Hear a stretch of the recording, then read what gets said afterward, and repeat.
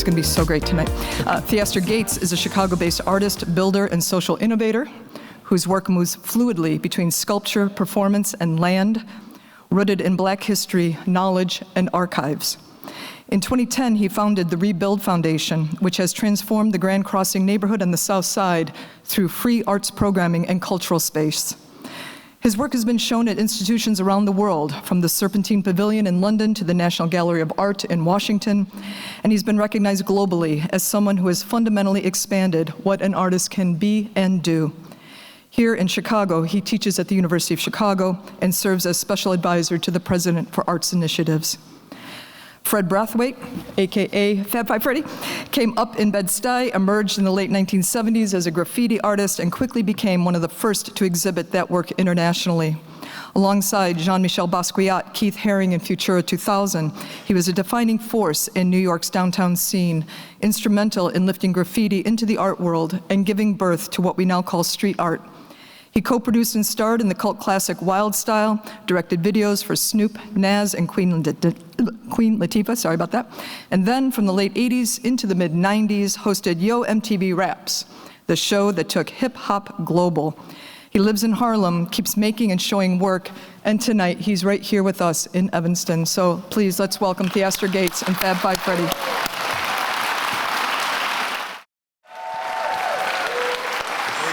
Thank you, thank you, thank you. Wow. I appreciate it. So good to see you, brother. Oh, man, thanks so much for being here with me, Theaster. I appreciate this so much. Welcome to Evanston. Yes, it's great to be here. I now know that Evanston is not Chicago. Yeah, don't get it mixed. So I'm trying to respect the house. Yes. Welcome to Evanston. Welcome to the Chicagoland area. I love it, I love it. You know, great to be back. Fab, so there are so many things that I want to talk about today. It just really, from the joy in my heart. But I also want to kind of sell this book on your behalf, and I can be shameless about that. Choosing to make a book is a big deal, you know? And it's a particular kind of work that requires that you reflect a lot on some things that have happened in your life. True. Can you talk about what inspired the book? Well, it's something that I've wanted to do for a very long time, more than 20 plus years. And friends, particularly friends that are well-read, have been like, come on, Fab, you gotta do this. I actually write this in the acknowledgments, how it was on me. I had a couple of agents. Basically, it was like, the pandemic was a moment when a really good friend said, you gotta do this. And then he said, you need to talk to this person. So I got an agent, I needed help. I've written a bunch of essays, but I knew something this encompassing, I would need some help. So I found a good collaborator, Mark Rozo, who's a very accomplished writer, and he just really leaned in on it. He wrote a profile on me for Vanity Fair in 2023, which was the year of the hip hop 50th, and that was like, okay, this guy's the one. And so from there, we went and wrote out a proposal along with that, shopped it, and here we are. It's been a beautiful read. And I've been talking to friends because I was able to get a copy about a month in advance and just really, you know, I was in Kyoto, just Yes. kind of like, you know, I had some days and I could just read. And what I found was that you were able to reflect so beautifully upon a moment that was very special to me, which was the kind of the end of the disco years and the rise of rap and the eventual rise of hip hop, yes. you know, and what it meant to be a young person growing up in New York and kind of like wrestling with oneself. Mm-hmm. So I thought we'd start real broad, yes, and then we kind of dig in. Yes. But my first question has to do with you know, for us Midwesterners, you know, if you could paint a scene for us of your early years of kind of starting to understand that you were a part of something cultural that was happening as a young person. Can you kind of talk about, because I'm going to ask you a specific question about Flash. I want to get there. Sure. But I want to just, what was it like at the crib? And like your homies, what were y'all doing? Well, we was doing everything, well, the key thing about the music thing, which is, I guess, a key part of a lot of what a significant part of what I get into is, for most people from my era, a party meant you had a record player with a bunch of 45 records, which you would put on the turntable, and the arm would swing over, drop a record, and the arm would swing back, it would play a song, and the next song. That's how you partied. Anywhere you went, that was the way music got played. The big innovation, which began in the early 70s, were the mobile DJs came out into the parks, into the community with 2 turntables and a mixer, and they kept the music going continually. That alone, no cutting, scratching, or anything, was a huge revelation because the music never stopped. And it was like, wow, that's incredible. So that was the beginning of me becoming aware that this was a big innovative thing. And the guys who did that, the top tier of those guys became really well known. In fact, the first person with a Grandmaster in front of his name was Grandmaster Flowers, who I talk about. And it was Pete DJ Jones and Maboya. And in Brooklyn and Queens were the 2 areas where there were quite a bit of these guys doing that. So you go in the book, you turn into a little bit of an audiophile at one point. You talk about the failures of turntables and then finally landing on the Technics situation. But before I get there, I have a Sansui amplifier from the late 70s, early 80s. It has a Phono 1 and a Phono 2. Okay? So when you mention the mobile mixers, like when these cats, I never heard that term before I read your book, mobile mixer, or mobile DJ, I'm sorry. Did they have mixers yet, or were they like Phono 1, Phono 2? That's a good question. You know what I'm saying? I do think they had a semblance of a mixer that could kind of transition as opposed to an abrupt transition from one song to another. There was a bit of a fade. Once again, that alone was miraculous that these DJs did that, because everything else, any party you went to growing up, it was put a bunch of 45s on the thing and it would move over and drop a record and play, and then the arm would go back, and that was that. So that was the development, but what began to happen as these guys became very popular, they were mobile in that they would bring these big speakers, turntables, crates of records into the parks, which is, as a kid, where I saw them, block parties like in New York City on Saturdays in urban areas. They'll close the street and kids can play, and typically there's somebody that brings out a sound system. And that became a thing where I got introduced to this idea of these DJs. And then among the top tier, these guys became rock stars in the city. It's interesting. I'm just putting this together, and you use the term sound system. Normally, when I think of sound systems, we think of London sound systems or Jamaican sound systems. And you think of Carnival, and Notting Hill or something like that. Right? And it is also true that there's a large Caribbean community in New York. Absolutely. And so it feels like in some ways the sound system or the mobile DJs, I'm curious about ethnicity, like, you know what I mean? Like, were these cats from Detroit that ended up in New York, or was this a continuation of the sound system as we understand it in kind of Jamaican? Great question. So a lot of people have assumed that because Kool Herc, who really set off this movement into what we know of as hip hop, is of Jamaican origin, it was just assumed that, oh, he brought the Jamaican sound system thing into New York. No, that didn't happen like that.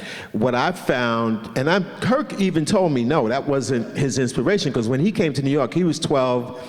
years old, and I don't think he was aspiring to be a DJ at that time. However, what I found is the real inspiration for the original disco DJ in New York and for the Jamaican sound system, they were emulating the radio DJ, who was the original disc jockey.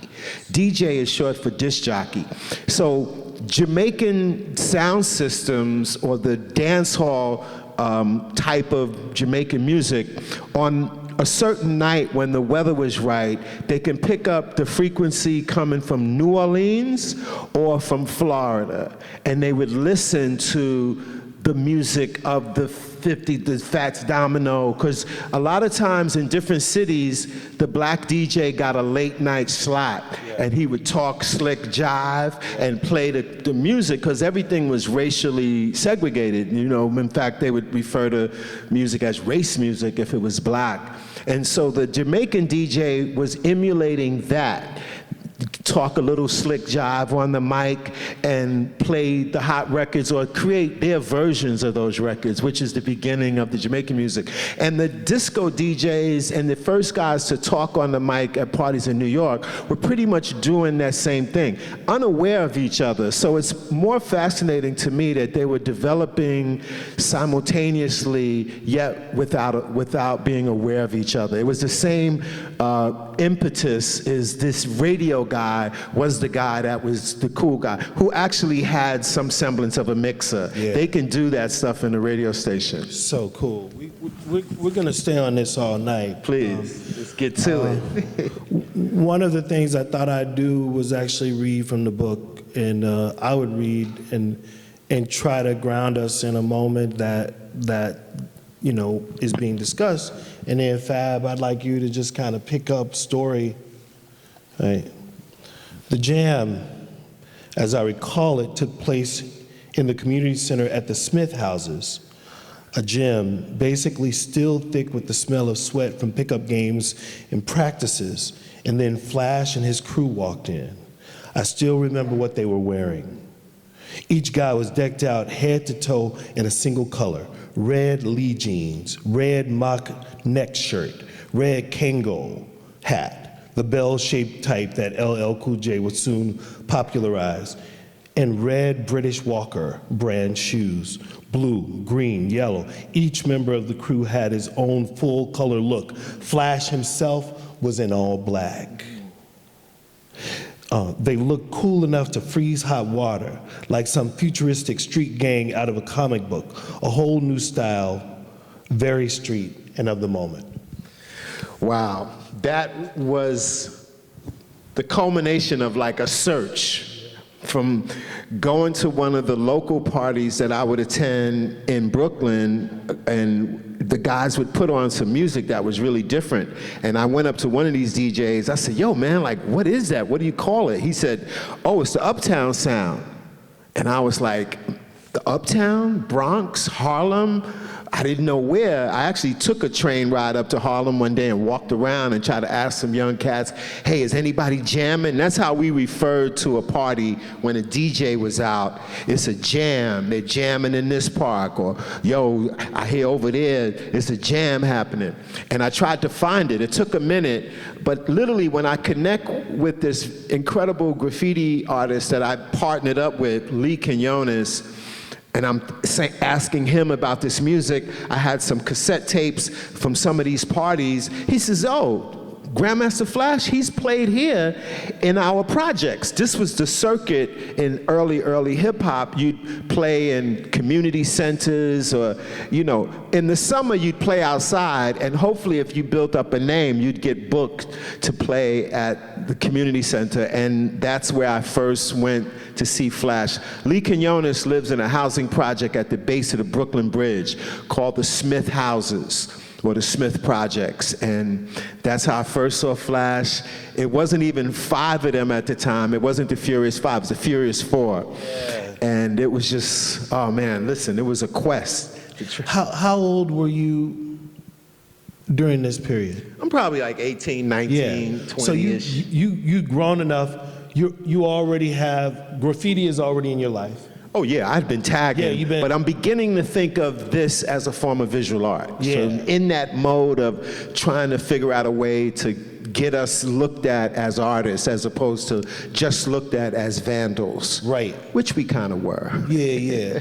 So this is beautiful to me because, you know, I'm trying to imagine, I'm a Chicagoan, I'm trying to imagine going from Cabrini Green to Ida B. Wells to Henry Horner, the projects that we have. Yeah. I wouldn't have really been going project to project up in my piece, you know, if I'm being honest. But I was trying to really read inside of this the network or the Chitlin circuit of music and music innovation. Yeah.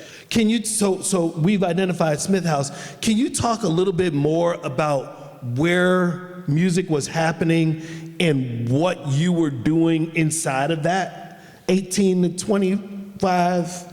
Well, at that time, and this is, I guess, a good way, I mean, everybody's heard of disco, I'm sure, but what happened was there were these mobile DJs, the first wave of these guys, the Flowers, the Grandmaster Pete DJ Jones was another name.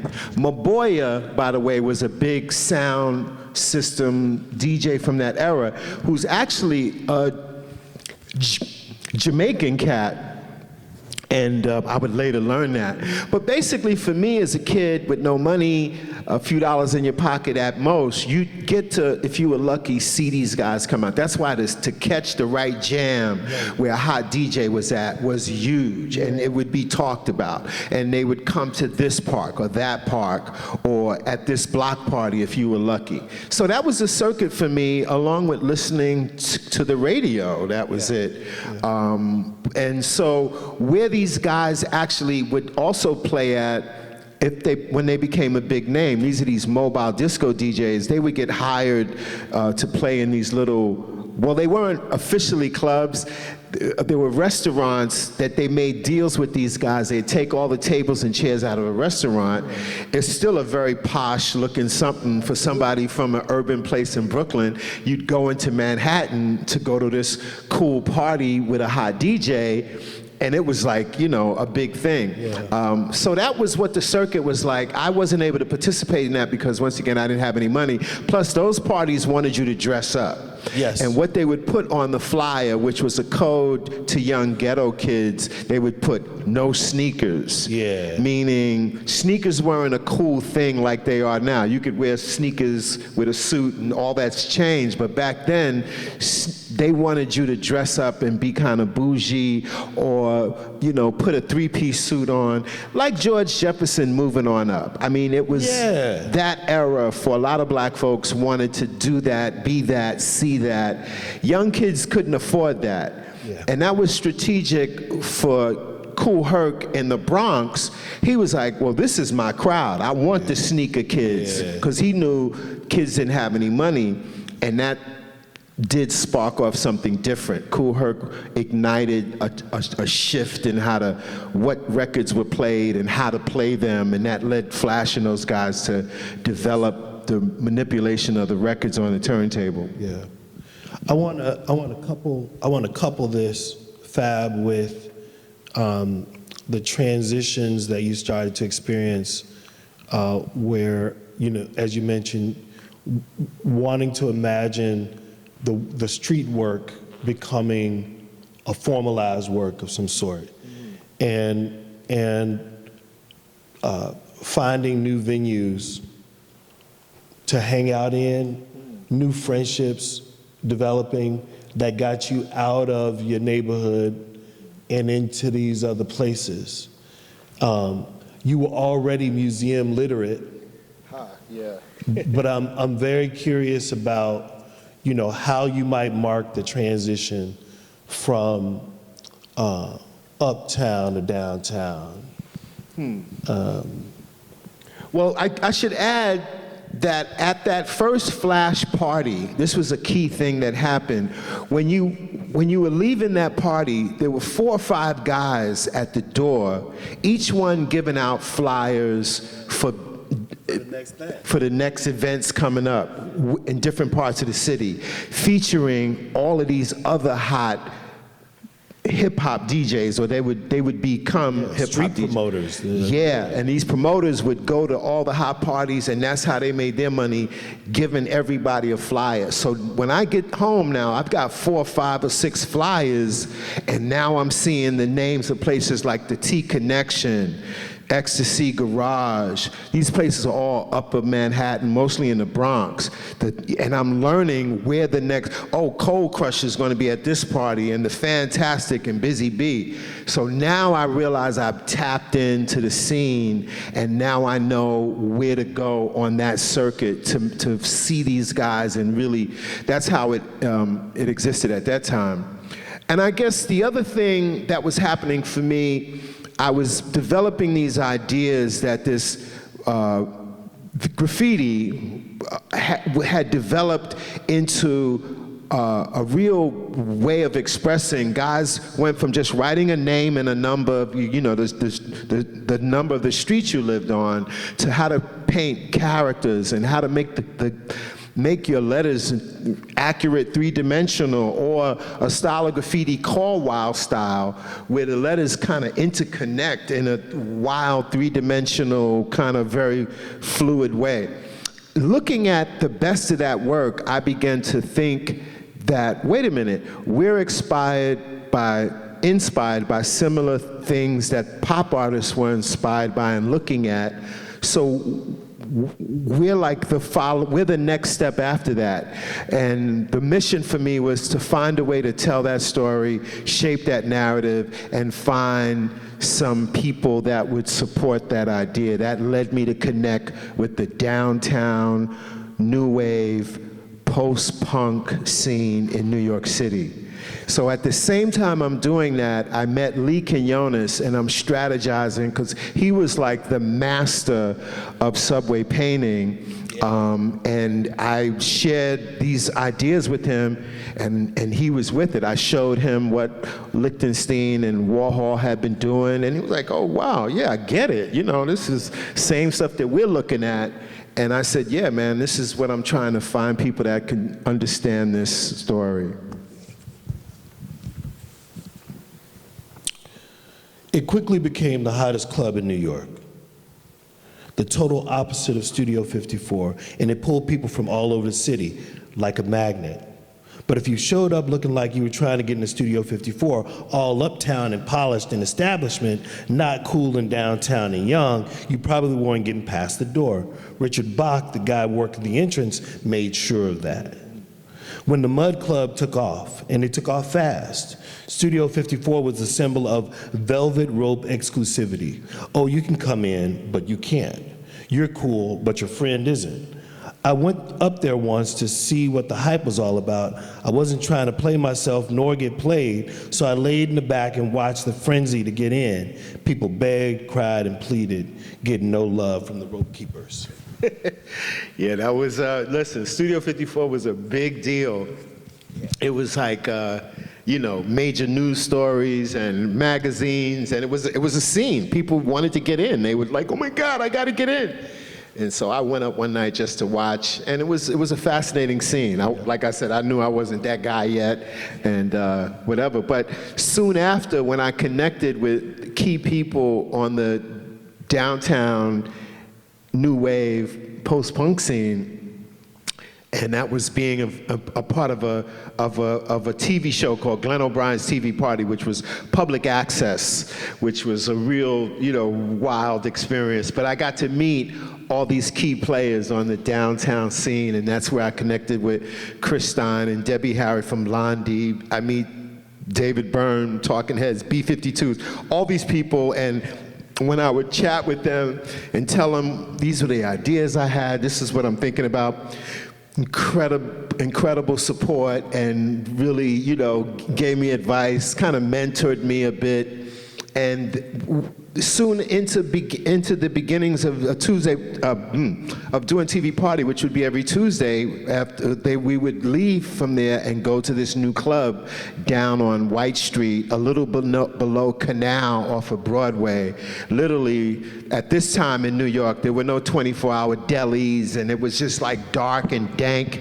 But here was this lone club in, I guess, Tribeca, and it was the Mud Club. And so that begins and right away becomes a complete opposite of Studio 54, style-wise, aesthetic-wise. It was very austere.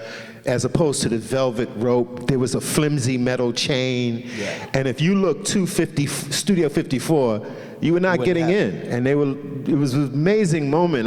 Later in that passage, I walk up one night with Jean-Michel and a couple other friends, and Richard was like, "Oh, Fab, come right in." If I had 4 or 5 people with me, he would come right in, and we walked past the people that had got out of a stretch limo that were, the Studio 54 types. Isn't that a beautiful moment, man, when culture shifts? It was a major moment for me, and it just was, it informed me that, we're doing something different, and this is what it is. Yeah.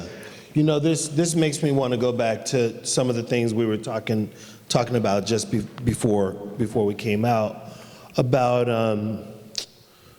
just the ways in which people develop style. And you had a couple of experiences in Chicago that were formulative, and they got me excited because you were talking about stepping.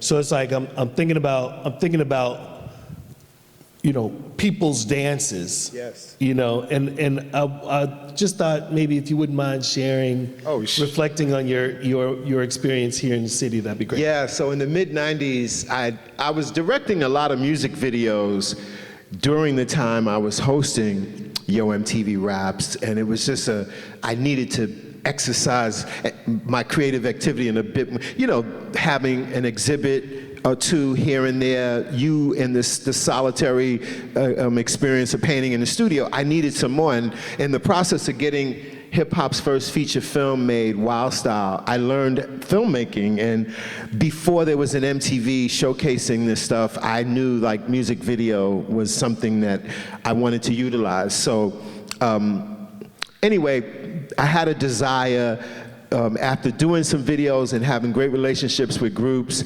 then the label would not hire me, and they would hire somebody else, and you'd see the group get screwed over. I'd be like, oh man, I wish I could control the whole imaging of a group. And I got an opportunity to do that in the mid-90s, a label called Palace Records. And the group that we signed was a group called Crucial Conflict, a Chicago rap group that had a complete, unique, Southern-inspired style. They had developed their own iconography. All they needed was the frame around what they were doing, and it was brilliant. And so during the time I worked with this group, I spent a lot of time understanding Chicago, the difference between black folks on the west side and the south side, and I was dating a girl at that time, and we went to a club on the south side called the 50-Yard Line, and I'll never forget the moment. We were just chilling at the joint. It was a real nice, warm vibe, and a record came on, and everybody made an immediate move to the dance floor. I said, what's going on? They started doing this couples dancing, and I said, yo, baby, what's that? She said, oh, they stepping.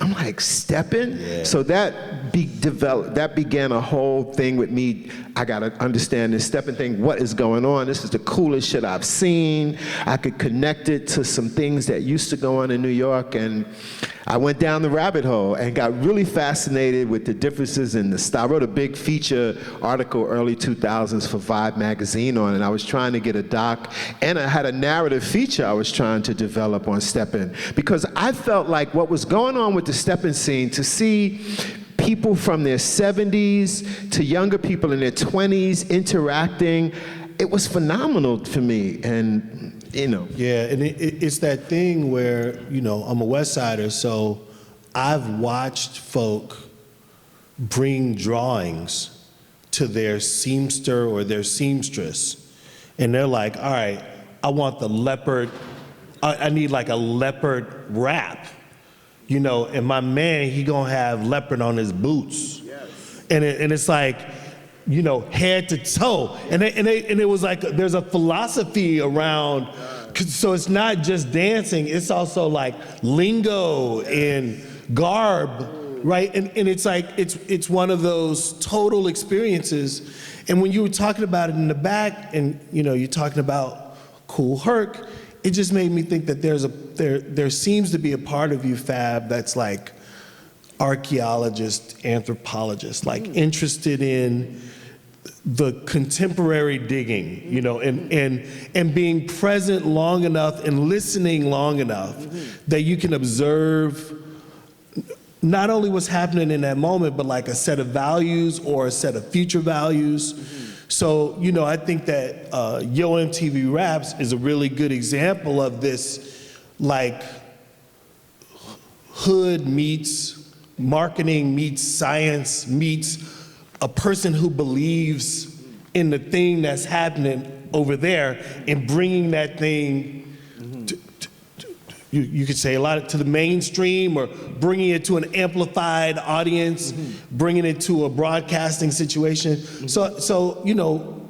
anthropologists, you know, watching, would you mind talking a little bit about these moments, you know, where you start to, because TV Party sounds like Soul Train to me, and you mentioned a little bit, like, it's like, you know, maybe they're not exactly the same, but it's like this syndicated expression of what people are doing, you know, and one is Blondie and one is James Brown. Yeah. But I'd love for you to just talk a little bit about music production, television production, and the ways that you were involved in these early moments of like sharing with a larger audience what's happening in the hood. Right. Well, initial ideas I had were learning about, I mean, growing up in front of the TV was huge influence and inspiration. I loved it, all of it, and then became curious about the process of making television, making films, the effect that it has on one. And I picked up a secondhand book on Super 8 filmmaking, which was the lowest budget of filmmaking. But in that book, I got an understanding of the basic principles of persistence of vision, you know, the way you set up and move the cameras to basically tell a story. And that was fascinating to me. And so I began to realize there were things that I would see, or things that would happen in front of me. I would be like, wow, that would be incredible on film. Like this moment, I would be aware, like, man, I wish I was a camera. And so in connecting with Glenn O'Brien, that leads to me being involved in the TV Party public access show. One of the first things I asked him when he invited me to come on the show, I said, hey, can I be a cameraman? He says, well, have you ever done that before? I was like, well, no. He says, well, I can't have you be a cameraman. But when I show up for the first show, where I was also going to be a guest, whoever was supposed to be the second cameraman didn't show up. And so Glenn O'Brien says, Fred, man that camera. So I'm like, holy shit, I get to be a cameraman as well. And that was incredible. So the idea of making film, creating, showcasing images was just in me.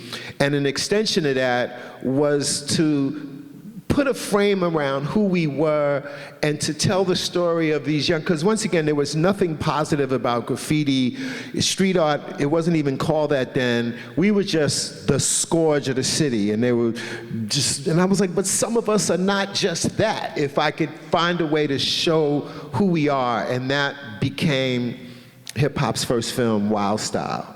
So to be able to tell those stories and capture it accurately was always a key thing in me, and wanting to get it right and make sure we represent it in the correct, accurate way. Yeah, thank you, man. I'm looking out now.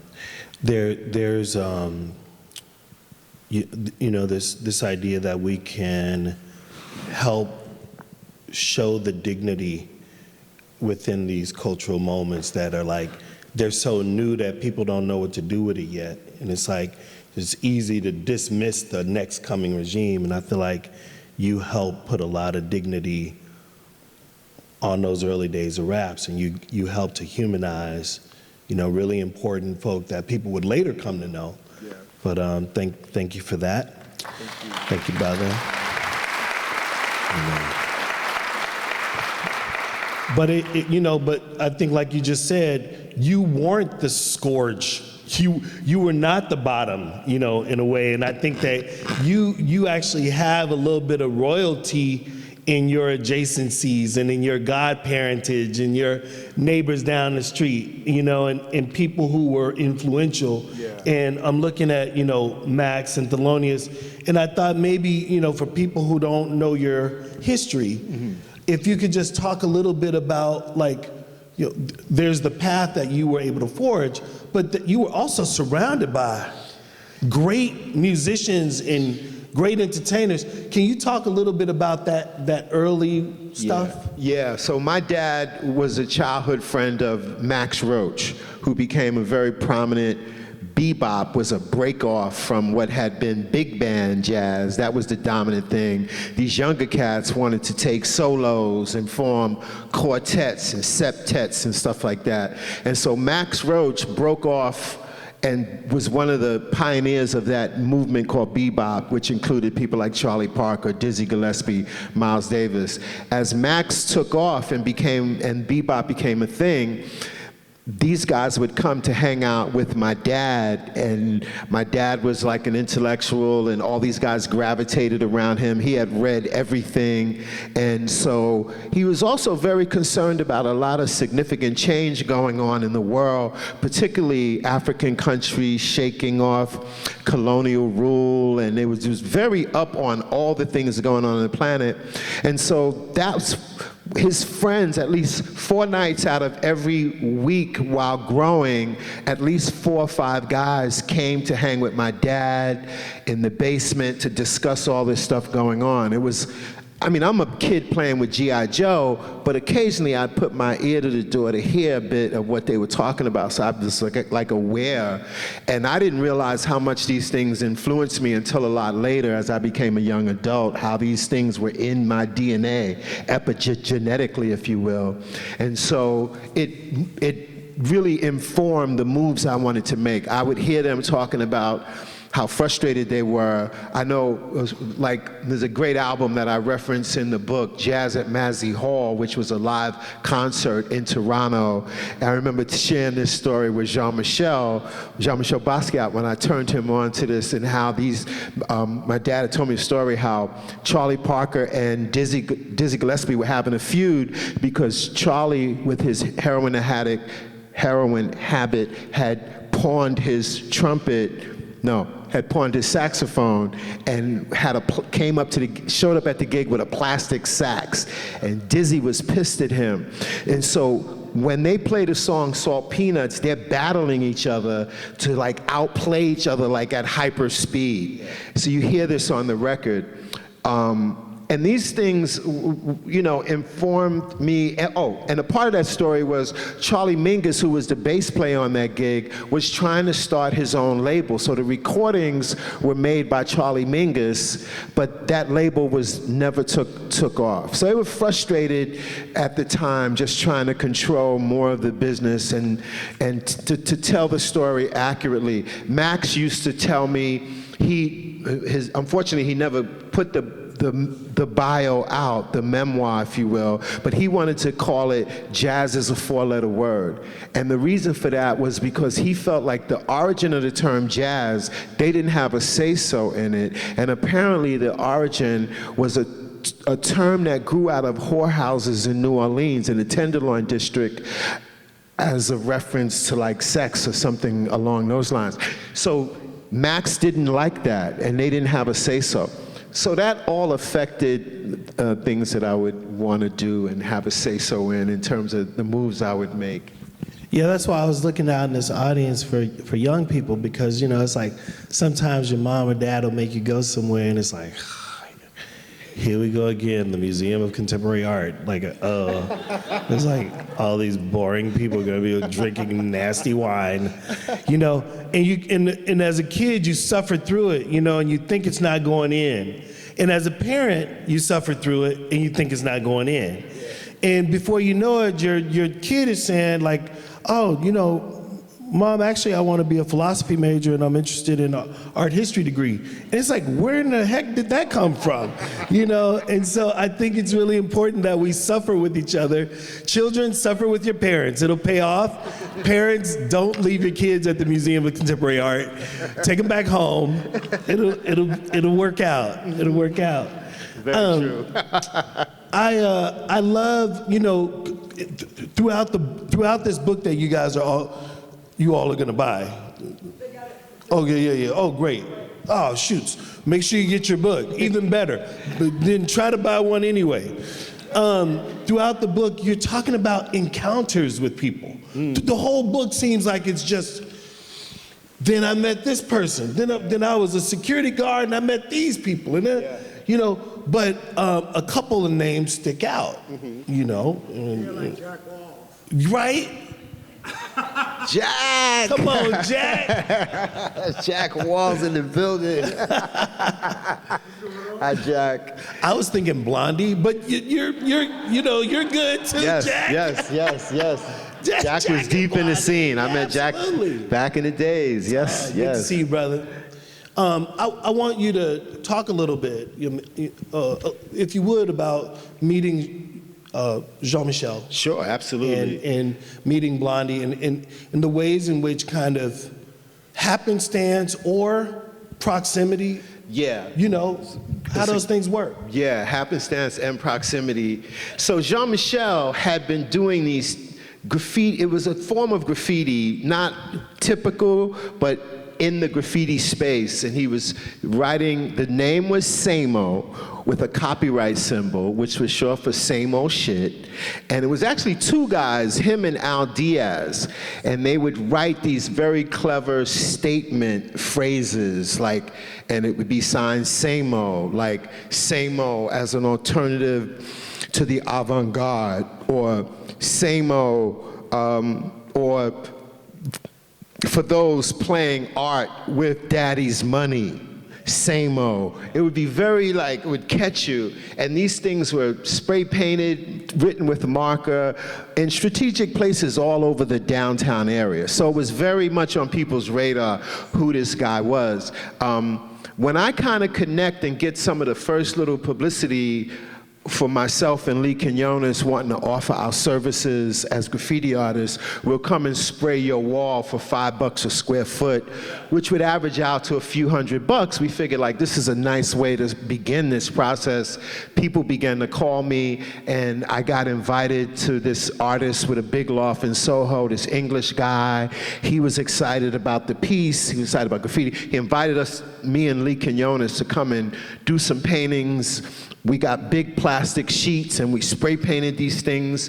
And so he gave this big party, and it was like a happening party, like reminiscent of happenings I'd read about in the 60s, but I was like, is this the real deal? But I'm like, whatever, I'm trying to figure it all out. And at this big event, this young black kid shows up, and they let him, you know, there was spray paint around, and people were just doing things with spray paint and writing and tagging. And this kid comes, and this young kid, he does this whole thing, and he writes these multiple choice questions, and he writes it out, and then at the end he signs this Samo. And it was like a gasp in the room, and this was Jean-Michel, like he was still on the Samo. Yeah. We're like, yo! So we connect at this party. He's a big fan, he's heard of the stuff we're doing, he's a big fan of graffiti. We were like amazed, because nobody knew who this kid was, let alone his ethnicity. He's a young brother. I'm like, dude, that's you? He's like, yeah, man, but you know, I was doing that. And so right away, so the guy that has this loft invites him to come and hang out.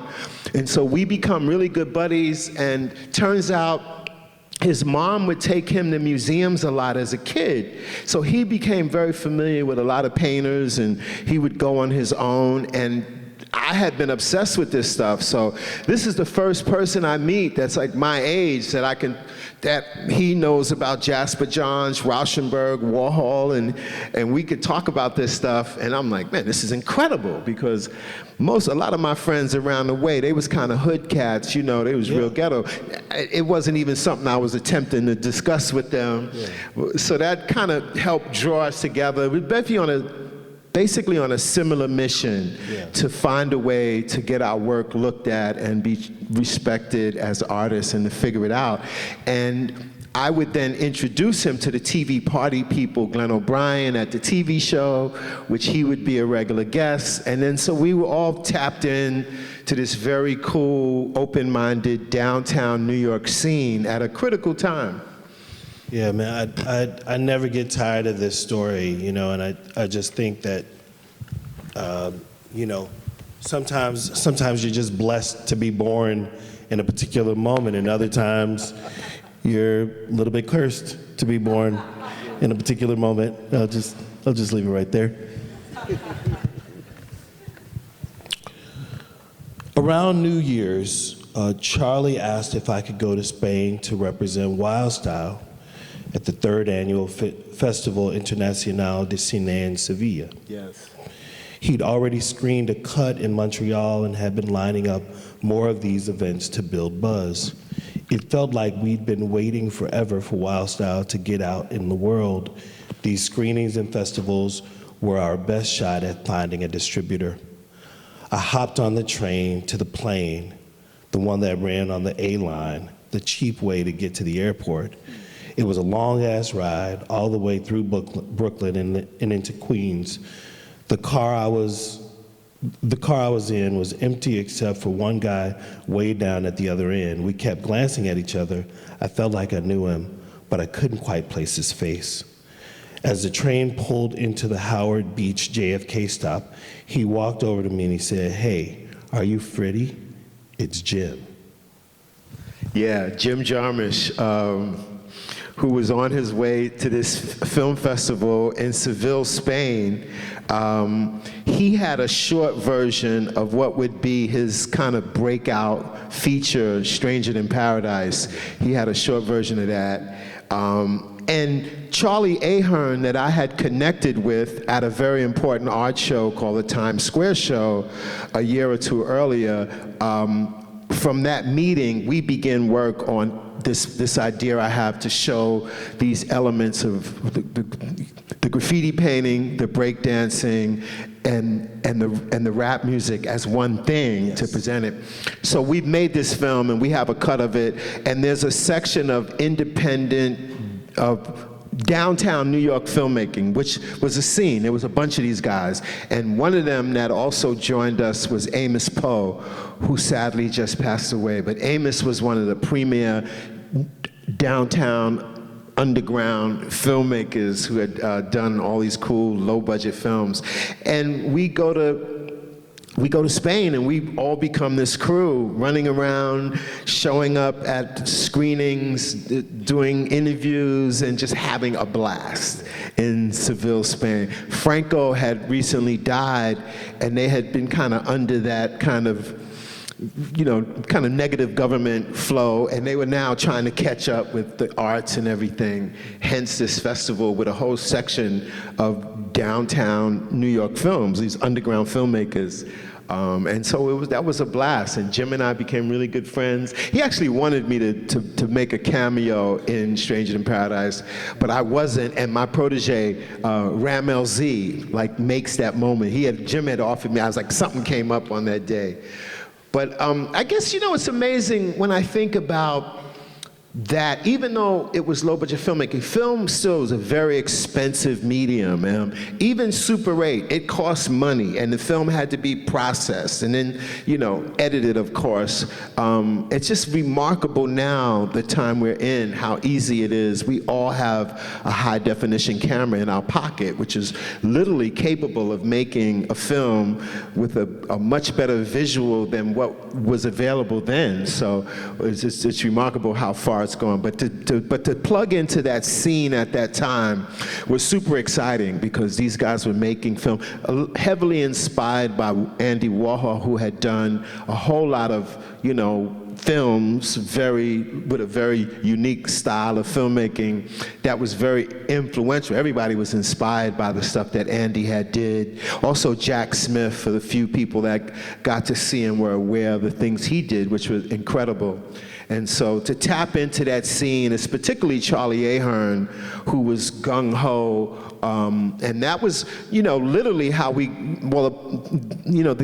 another part is that the European connection was significant in how we got Wild Style made, because we had went around with this idea, our little package of a few images of this graffiti and stuff, and tried to shop it to get some people to invest in our film, and nobody said yes. But German television brought advance rights to air it, and that was a nice chunk of money. And then the Fourth Channel in England believed in us, and so those two chunks of money were significant enough for us to get this thing off the ground. Then some of the other people that didn't show love jumped on board, and that's how we got the film Wild Style made.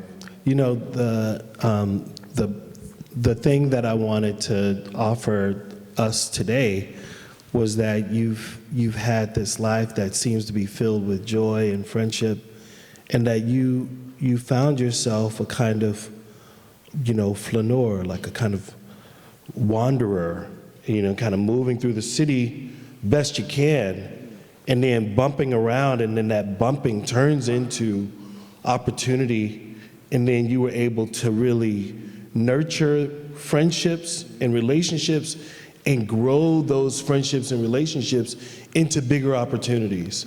And thank you for this archive of your life. Thank you. And for the joy of your friendship. May you be blessed perpetually. Thank you so much. Y'all give it up for Fab Five. So many stories.